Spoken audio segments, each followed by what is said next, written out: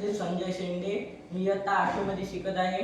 माझ्या शाळेचे नाव जिल्हा परिषद हायस्कूल सरूड. माझ्या प्रोजेक्टचे नाव आहे वॉटर डिस्पेन्सर मशीन, म्हणजेच पाणी वितरण यंत्र. या यंत्राचे उपयोग असे आहे की यामध्ये एक सेन्सर लागला आहे. ते सेन्सर आहे इथे. या सेन्सरचा वापर असा आहे की आपण जर यावर एक भांडं ठेवलं तरच याच्यातून पाणी निघणार, आणि जर हे भांडं आपण काढलं तर पाणी निघणार नाही. हे मशीन बनवण्याकरिता मला 150 रुपयाचा खर्च लागला आहे. त्यामध्ये मी एक मोटर, पाईप, डिवायडर, वायर इत्यादी वस्तूंचा वापर केला आहे. यानंतर माझे सहकारी सांगतील. माझ्या गावामध्ये साधे नळ आहे. त्यातून जेव्हा मी पाणी गळत होतो आम्हाला असा विचार आला की हे प्रोजेक्ट बनवावे.